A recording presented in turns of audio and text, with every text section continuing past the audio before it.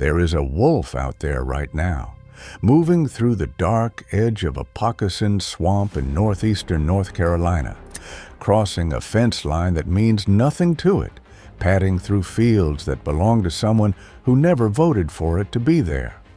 It weighs maybe 60 pounds. It is cinnamon red behind the ears and along the neck, and it is, as of this summer, one of only around 22 to 26 of its kind alive anywhere on the planet. The red wolf is the only wolf native solely to the United States, earning it the name America's wolf.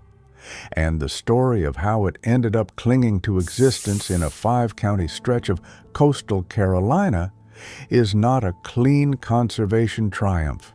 It is something messier and more honest than that. A story about a federal government that made a decision, a community that didn't ask for it, and 40 years of collision between two things that both believed they were right. By 1972, the last wild red wolves had been pushed into a small corner of southeast Texas and southwest Louisiana, a dramatic decline for a species once ranging from central Florida to the Atlantic, west to central Texas, and north to Illinois. What happened to them was not mysterious. Bounty programs running as late as 1965 offered $20 to $50 per wolf. Wolves were trapped, shot, dug from dens, hunted with dogs. Poisoned carcasses were left out, a practice that also killed eagles, foxes, bears, and anything else that fed on the carrion.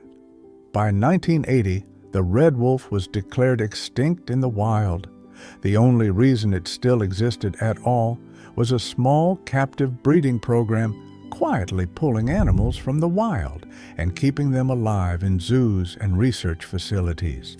In 1984, the Association of Zoos and Aquariums formally approved the red wolf species survival plan. Then the U.S. Fish and Wildlife Service made a decision nobody in northeastern North Carolina saw coming. The Alligator River National Wildlife Refuge was established on the Albemarle Peninsula. 4 pairs of captive-born red wolves were released there, chosen for its low human density, abundant prey, and absence of coyotes. It was the first time a large carnivore declared extinct in the wild had been reintroduced in the United States. Biologists called it a model for the world. The people who lived and farmed on that peninsula had a different word for it. Picture a family that has worked the same land for 4 generations. They raise livestock, hunt deer, know every sound the swamp makes at night.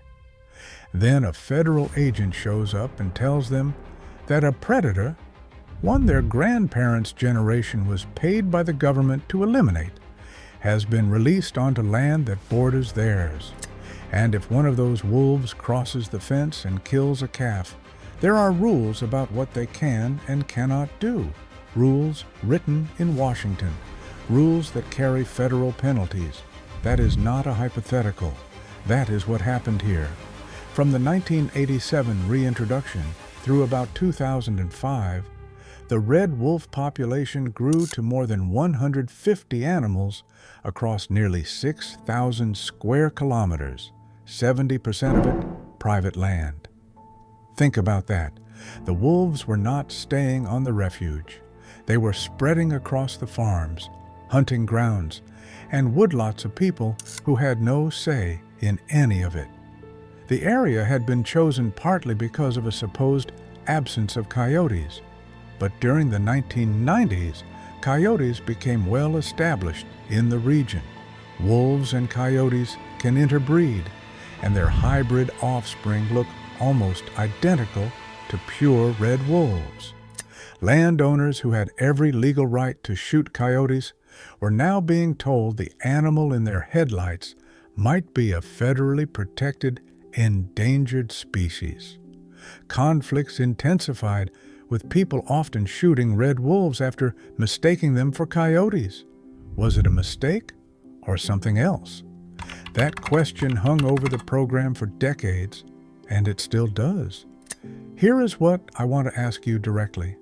If you owned land bordering a federal wildlife refuge and a predator you had no vote on was released there and started crossing onto your property, would you support the program or would you fight it?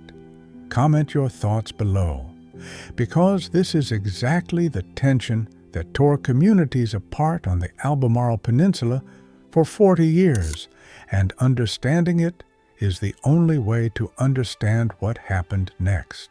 By 2010, approximately 130 wild red wolves roamed 1.7 million acres across 5 counties. Then, illegal gunshot mortality spiked, management decisions faltered, and the population plummeted. The North Carolina Wildlife Resources Commission, the state wildlife agency, not a fringe group, called upon the U.S. Fish and Wildlife Service to terminate the red wolf recovery program and declare the red wolf extinct in the wild. Then came 2015, and the moment the program effectively fell apart. The Fish and Wildlife Service suspended releases of captive wolves, stopped sterilizing coyotes to prevent hybridization, and began issuing permits allowing wolves to be killed by landowners. By year's end, no more than 75 red wolves remained. By 2019, fewer than 18. That year, for the first time in the program's history, no pups were born in the wild, nor any the next year. By the time conservation groups filed suit, only 7 collared animals remained. 7, from 150 to 7 in less than a decade. A species that had clawed back from biological extinction was being pushed toward it again, not by bounty hunters, not by poison, but by politics, by paperwork, by a federal program that had lost the trust of the people it needed on its side. Conservation groups sued multiple times. In January 2021, a U.S. District Court judge ordered the Fish and Wildlife Service to resume releasing captive red wolves into the recovery area. The agency went back into the field. But a court order forcing a federal agency to act does not fix the underlying problem, which was never really about wolves. It was about trust, about who gets to decide what lives on whose land. And then something happened that no lawsuit produced. On December 5, 2024, the North Carolina Wildlife Resources Commission, the same body that had called for the program's termination, adopted a new resolution superseding its previous positions. It passed unanimously. The commission that had fought the program for years voted unanimously to support it. The decision came partly in response to the National Academy of Sciences confirming the red wolf as a distinct species, formally putting to rest the argument that red wolves were just hybrids, not worth the trouble. But something quieter had been shifting on the ground too. The Red Wolf Coalition had been conducting outreach, compensating landowners for livestock losses and funding coyote sterilizations.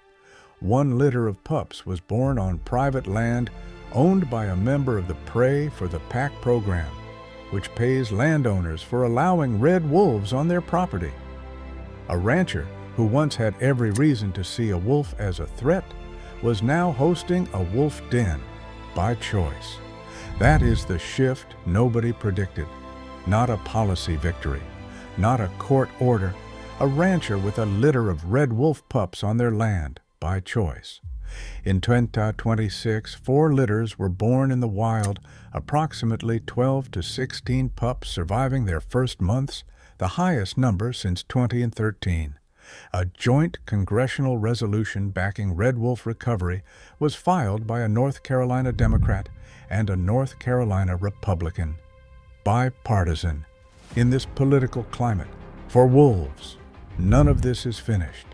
The wild population remains small, still facing vehicle strikes, illegal shootings, and hybridization. What comes next for the wolves, the funding, and the political will behind both will determine whether 2026 is a turning point or just another chapter in a much longer struggle. But here is what I keep coming back to. The moment that changed the trajectory of this program was not a scientific breakthrough or a landmark ruling, though those mattered. It was the moment the people running the program stopped treating landowners as obstacles and started treating them as partners. When the conversation shifted from "this is the law" to "what do you need to make this work?" That is when ranchers started signing agreements. That is when pups started being born on private land. That is when a commission that had tried to kill the program voted unanimously to support it instead. The red wolf survived extinction once, in a zoo, on borrowed time. Whether it survives this time will be decided not in a courtroom or a laboratory, but on the farms and fence lines of northeastern North Carolina by people who have every reason to say no and are slowly choosing something different. If this story moved you, subscribe and leave a comment. The conversation happening around this program is one worth having, and I want to know where you stand.